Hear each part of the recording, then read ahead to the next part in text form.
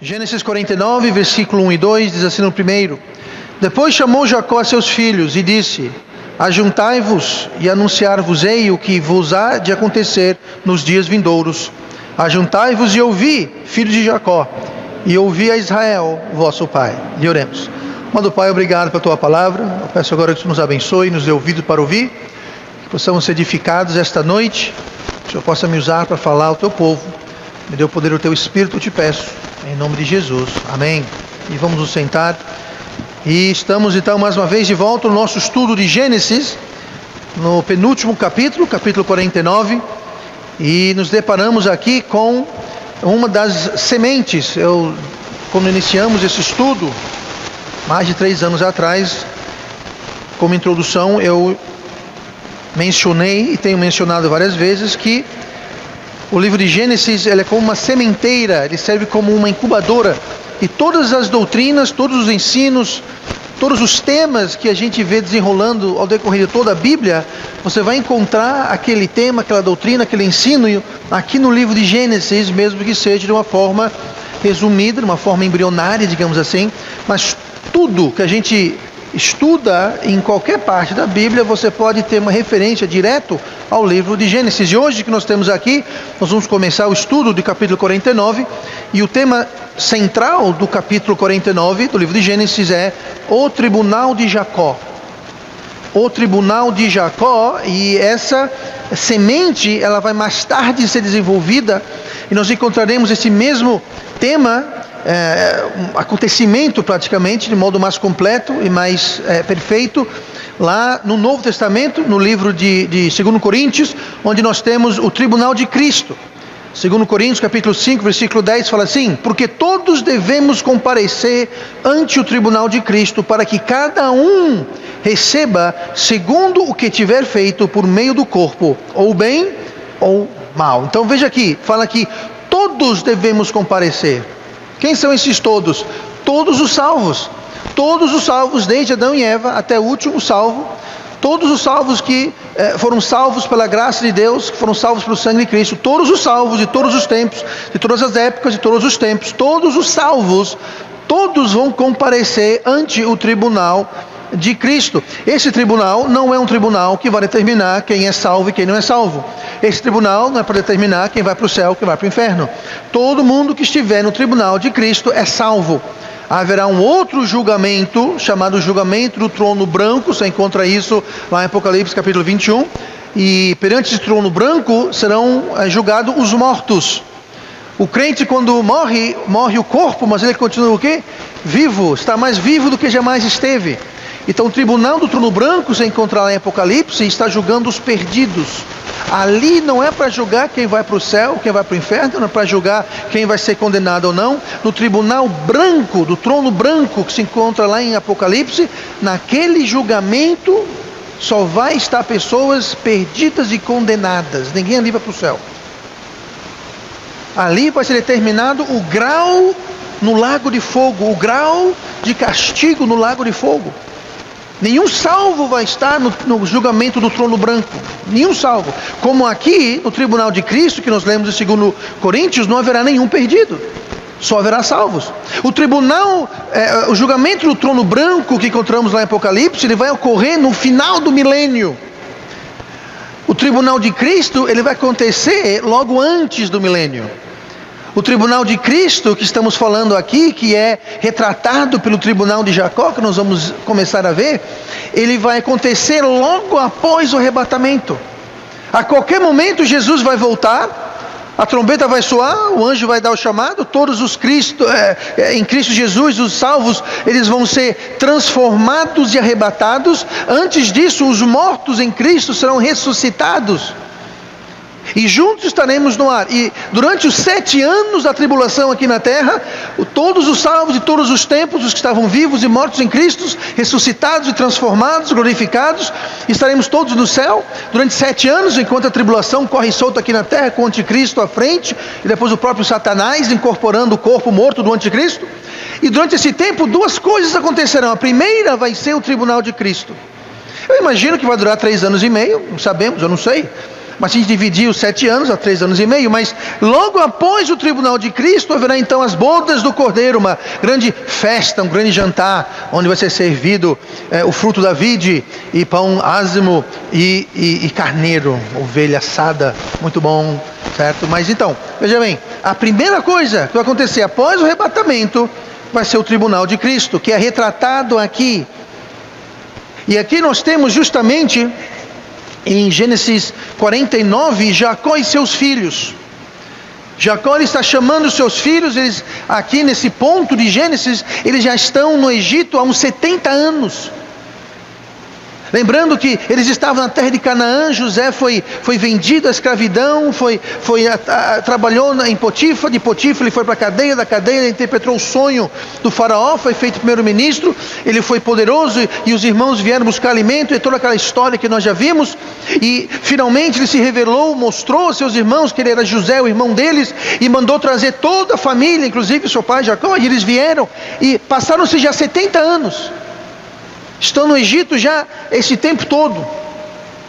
E Jacó está chegando no fim da sua vida. Ele sabe disso. E o último estudo que fizemos em Gênesis 48, chegou a notícia a José no palácio que seu pai Jacó estava doente. Essa doença era uma doença para a morte. E então José foi para Jacó para receber uma bênção. Ele foi para Jacó para que Jacó pudesse abençoar seus filhos, Efraim e Manassés. E chegando lá, o que Jacó faz, ele não só abençoa, mas ele adota os seus netos como filhos.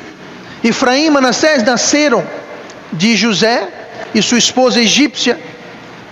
Mas Jacó, se você olhar comigo em Gênesis 48, versículo 5, 48, versículo 5 fala assim: agora pois os teus 2 filhos, Jacó falando, os teus 2 filhos para José, agora os teus 2 filhos que te nasceram na terra do Egito, antes que eu viesse a ti no Egito, são meus.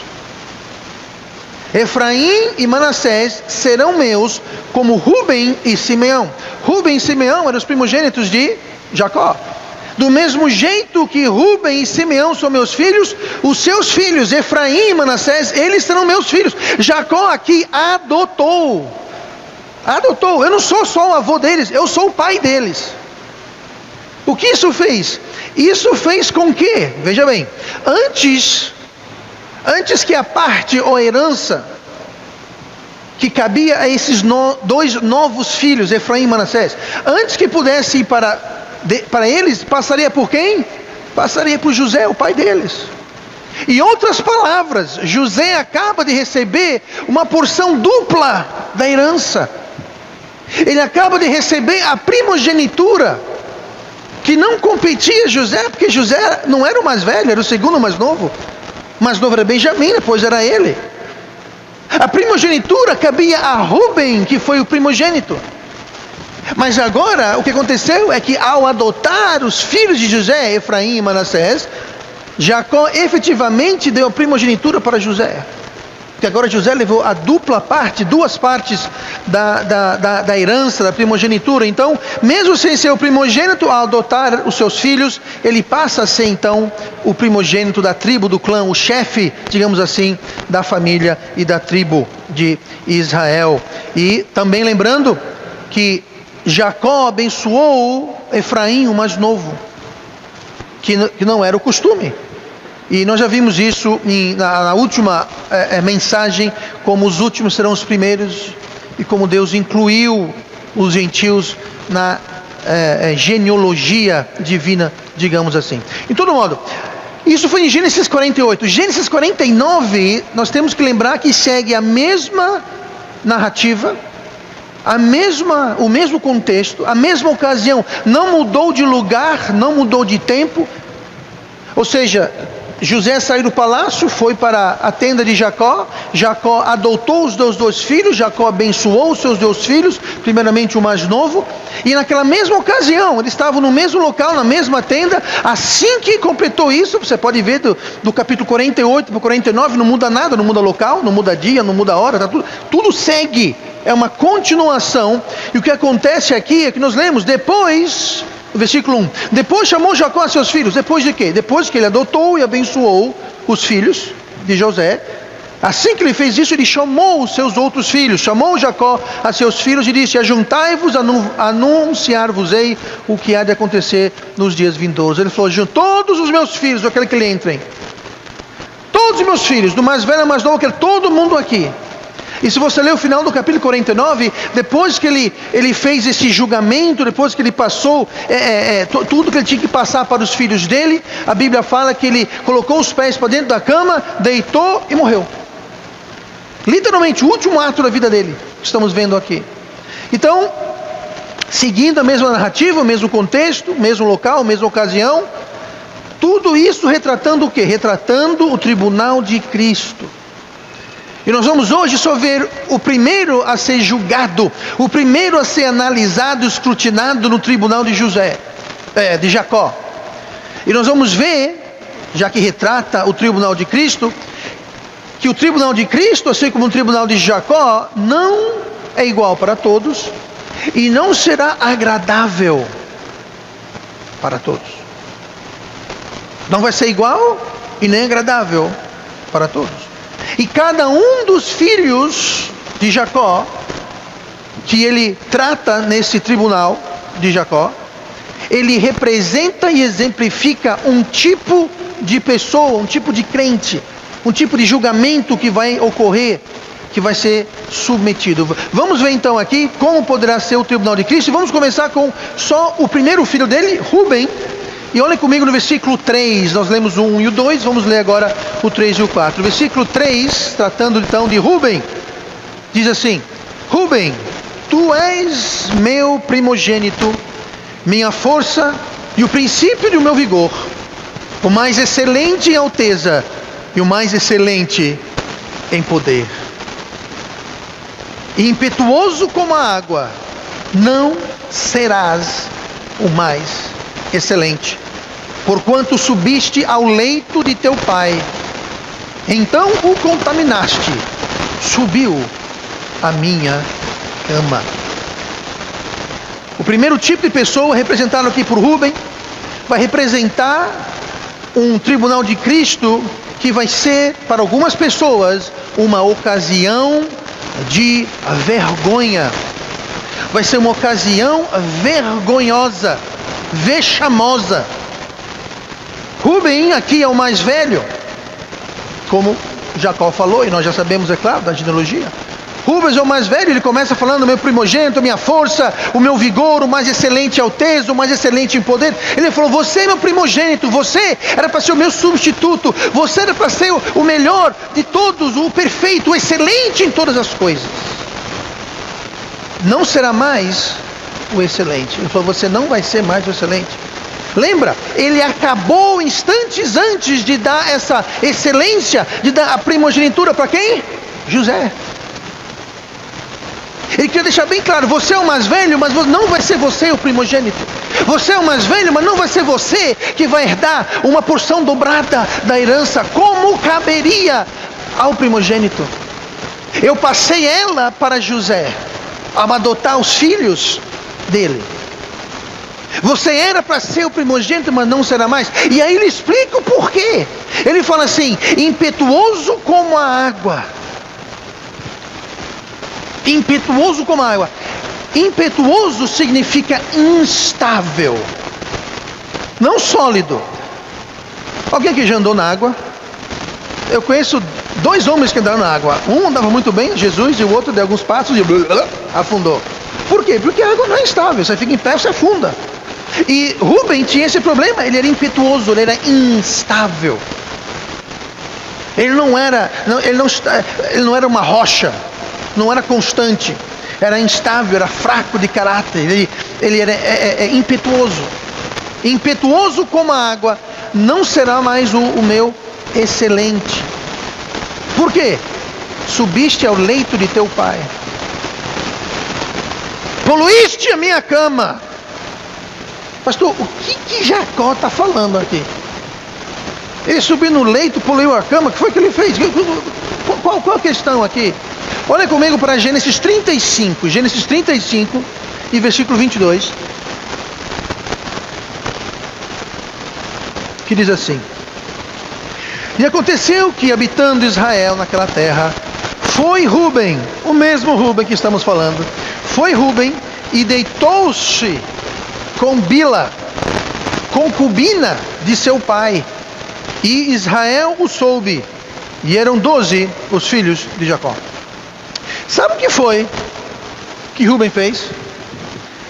Ele deitou-se e teve relações físicas sexuais com a mulher, a concubina do próprio pai. Ele poluiu a cama de Jacó. Ele teve um caso, digamos assim, com a madrasta. Quem fez isso? Rubens. Ruben fez isso. Há quanto tempo foi isso, pastor? 40 anos. 40 anos haviam passado de Gênesis 35 a Gênesis 49. 40 anos. E em todo esse tempo, nós não encontramos uma indicação de que Rubem sequer tentou buscar perdão, reconciliação, se desculpar com o seu pai ou com Deus. Ele sequer tentou tratar deste ato vergonhoso de traição e imoralidade. Ele simplesmente agiu e fez como muito crente age e faz hoje em dia. Sabe o que é isso? Eles levantam o tapete e colocam a sujeira debaixo do tapete e fingem que não é com eles. Eu não sei de nada, não foi comigo. Passou, foi ontem. Ninguém viu, ninguém soube. Sabe quantas pessoas nós podemos deduzir aqui sabiam desse ato vergonhoso, vexamoso, imoral de Ruben? 4 pessoas. Uma, Deus sabia. 2, Bila sabia, claro. Ruben sabia e Jacó sabia. Olha o que fala aqui: Israel o soube. Aconteceu que, habitando Israel naquela terra, foi Ruben, deitou-se com Bila, concubina de seu pai, e Israel o soube. Quem soube? Israel. Quem é Israel? Jacó. Quem soube? Jacó. Ninguém mais sabia. O que isso indica? Ficou sabendo Jacó? Ficou sabendo Bila? Obviamente. Ficou sabendo Ruben? Obviamente. Estava sabendo Deus? Obviamente. Mas fora essas 4 pessoas, ninguém mais ficou sabendo. É o que a Bíblia indica. Israel soube. E você vê que dali em diante, Jacó não fala mais no assunto, Rubens não fala mais no assunto, Bila não fala nada no assunto, ninguém fala mais nada. Rubens está simplesmente fingindo que não foi com ele, passou, acabou, simplesmente lavou as mãos daquilo e vou fingir que não aconteceu. Muito crente faz isso. Comete uma transgressão, um erro, em vez de tratar, ao invés de lidar com o problema, buscar uma remediação, conciliação, perdão, ele simplesmente, bom, deixa isso, passou, foi ontem, passou já 1 ano, passou 2 anos, 5 anos, 10 anos passaram, 15, 20, 30, aqui passou 40 anos. E depois de 40 anos,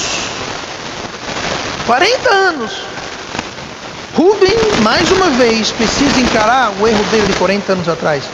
Gente, você pode colocar sujeira debaixo do tapete, mas Deus vai tirar de lá e vai, trazer para a prestação de contas. Você pode ter esquecido, mas Deus não esquece. Deus não esquece. Ele agiu como se não aconteceu nada. Ao ser chamado ao leito de Jacó, aquela tenda se tornou uma corte, uma tribuna, um julgamento. E lá perante todos, Jacó expõe aquilo que havia sido mantido em secreto durante 40 anos. Jacó sabia que ele estava doente, Jacó sabia que ele estava morrendo, Jacó juntou todo mundo e, de fato, como eu falei, depois disso aqui, ele morreu. E Jacó talvez esperou 40 anos para ver se depois de 40 anos, talvez, o filho dele viesse remediar, reconciliar, buscar perdão, mas não. Então Jacó falou: bom, eu estou para morrer, eu dei toda a chance, dei todo o tempo, Aguardei 40 anos, ele não fez nada. Pois agora está na hora de a gente tratar do assunto. Então agora, antes de morrer, Rubens, vem cá. Você era o primogênito, você era o excelente, você era o mais isso e aquilo outro. Mas você não vai ser o meu herdeiro. Porque você subiu ao meu leito. Você se deitou com minha mulher. Você poluiu a minha cama. Veja bem, ninguém mais sabia. Lá estavam os irmãos. Lá estava a família. Imagina o vexame, a vergonha. Como é que é, Rubem? Ali, irmão dele, haviam filhos de Bila. Você deitou com a minha mãe?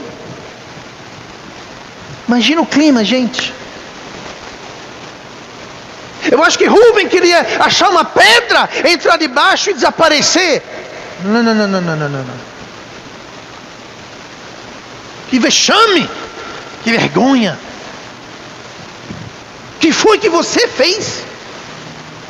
Eu imagino que o clima entre Jacó e Rubem durante os 40 anos não foi dos melhores. Mas aqui estamos. Pense nisso. Haverá um dia em que todo pecado que não foi tratado, que não foi confesso, que não foi devidamente lidado, vai ser declarado perante todos. Todos quem, pastor? Todos que estiverem no tribunal de Cristo. E quem vai estar no tribunal de Cristo? Todos os crentes, de Adão até o último. Rubem tentou, não é comigo, vou fingir que passou, foi semana passada, mês passado, ano passado, passou 10 anos, 20 anos, 30 anos, passou 40 anos, eu acho que eu escapei. Escapa não. Ele escondeu, ele não tratou, ele foi escondendo, ele foi enterrando, ele foi deixando. Agora chegou a hora do julgamento. E todos ficaram sabendo. Por isso que a Bíblia nos exorta a confessar, a tratar, a deixar, a remediar. Provérbios 28:13 fala o quê? O que encobre as suas transgressões. Foi o que Rubem fez. Ele pegou a transgressão dele e fingiu que eu não sei de nada, esqueci. Não é comigo, não sei de nada, passou. Passou não. Você está encobrindo. O que encobre as suas transgressões nunca. Pastor, o que quer dizer nunca? Quer dizer nunca. Nunca, jamais. Não vai acontecer. Esquece. O que encobre as suas transgressões nunca prosperará, mas os que as confessa e deixa, alcançará o quê? Misericórdia. Nunca encubra, confesse, deixe. Pedir perdão e não remediar, gente, não resolve nada. Eu vou dar um exemplo. Eu vou aqui na casa do Gelson. Aí eu vou lá, aí eu roubo o computador dele. Aí eu roubo. Ele me chama para um café na casa dele. Aí enquanto ele está preparando o café, eu vou lá, ó. Irmão, eu estou brincando, viu? Fica tranquilo, eu não vou roubar sua não. Quando eu for lá agora, ele vai ficar de olho. Esconde o computador, o pastor está chegando. Aí eu pego o computador, levo para minha casa. Aí eu, eita, olha. Já sei que eu vou confessar. Ô irmão, me perdoe, eu roubei o seu computador. Aí eu volto para casa para usar o computador que eu roubei. Me diga uma coisa, pedir perdão resolveu alguma coisa? Não, meu, eu pedi perdão. E você tem que me perdoar. Sim, mas e meu computador? Está lá em casa. Me diga uma coisa, perdão sem remediação quer dizer o quê? Nada. Você ofende alguém e pede perdão, mas não tem a mínima vontade de remediar ou não repetir aquilo, do que adianta? É um perdão vazio, de nada vale. Tem que deixar, tem que remediar. Muita gente pensa que só porque confessa está tudo certo. Pessoa, que coisa terrível você ter Jesus apontar um dedo para você e para mim. apontar o dedo com toda justiça, apontar o dedo com toda razão, em perfeita justiça, sem exagero, sem falsa acusação, e perante todo mundo. Pessoal, Biel, por favor, fique em pé aqui. Não fique não, Matheus, fique em pé aqui. Aí você imagina aquela incontável multidão, que todas as tribos, raças, línguas e nações, milhares e milhares de pessoas, está lá o Biel.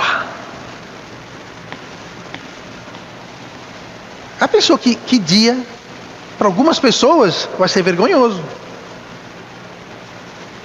Se você é salvo, esse dia é uma realidade que vai acontecer.